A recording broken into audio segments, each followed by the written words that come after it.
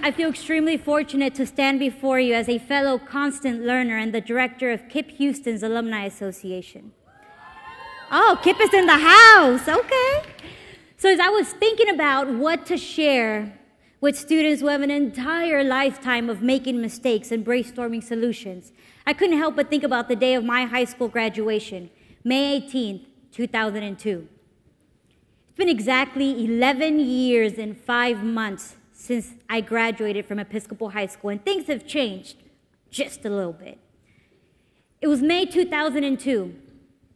I wish I could tell you I was reminiscing fondly about the last 4 years, but I wasn't. I was sweating under my blue graduation robe. I had worn the most uncomfortable shoes like girls love to do.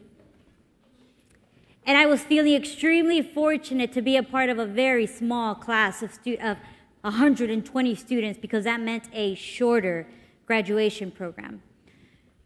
You see, my high school experience is my one and only regret. But I guess it wasn't really the experience, but more the mindset I went into it with.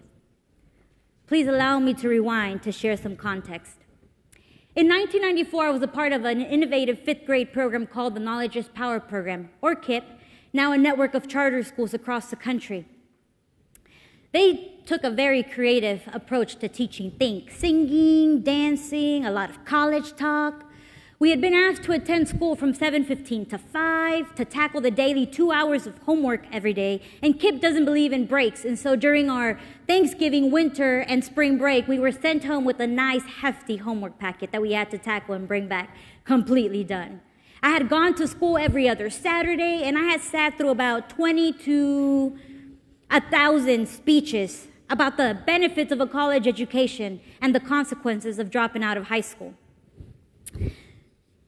After 5th grade, Mr. Feinberg and Mr. Levin, my 5th grade teachers and the founders of KIPP, helped that class matriculate to the limited numbers of IB and magnet programs in our neighborhood.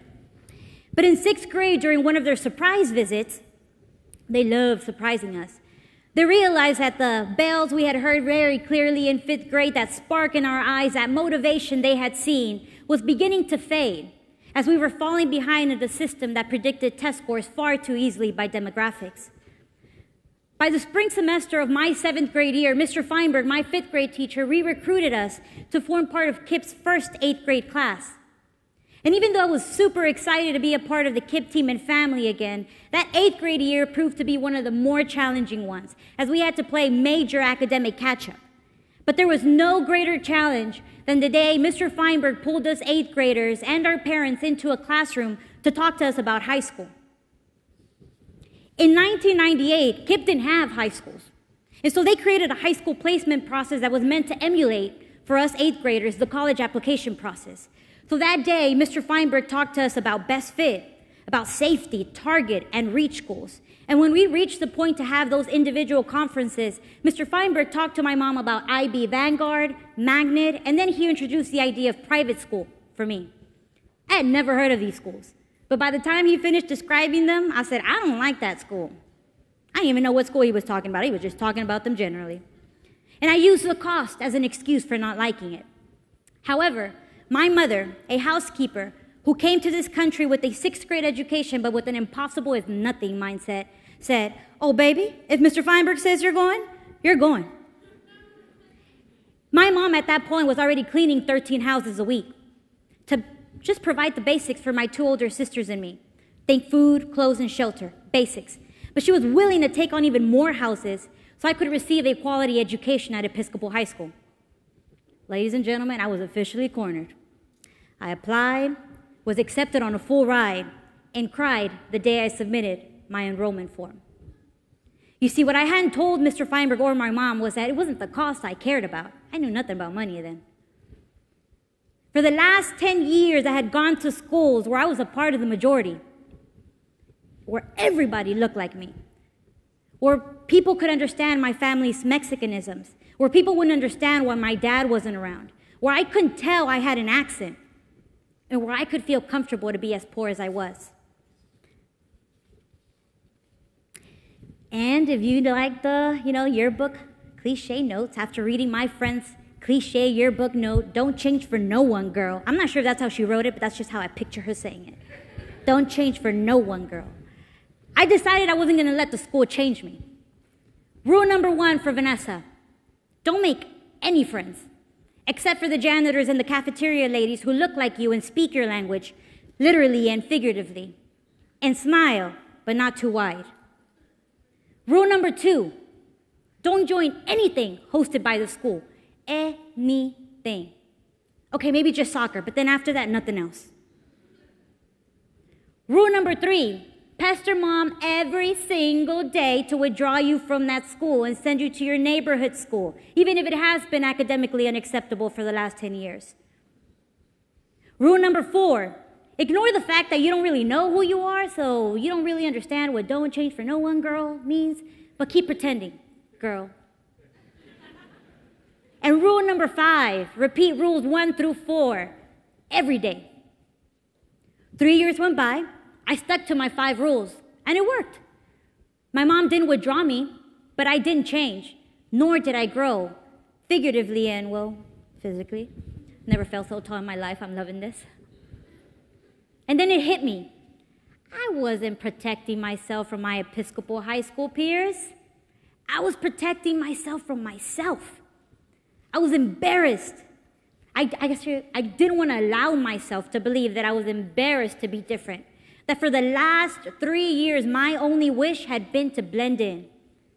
Can you believe that? I have such a beautiful Mexican culture, and I just wanted to blend in.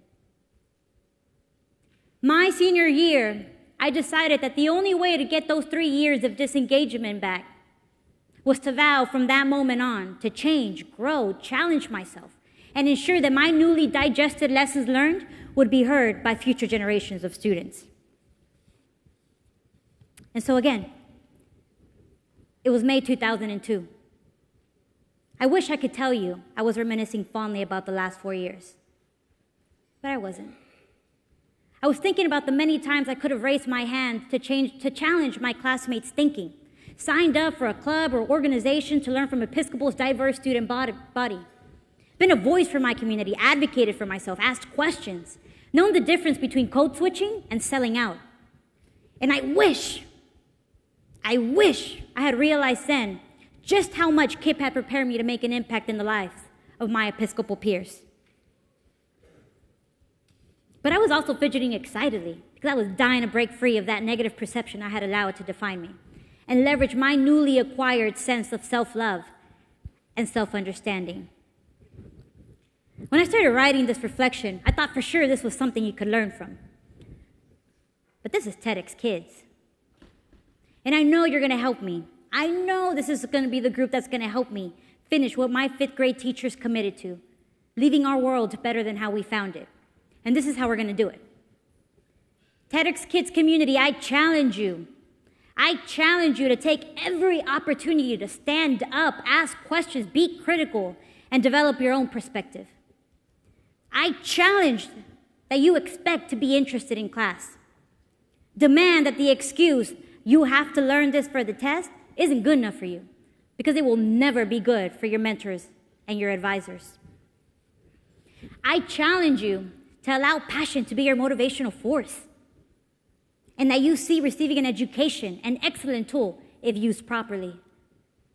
But I challenge you to focus more on the learning than the good grades, because the good grades will come. Heck, great things are going to come so long you remain a constant learner.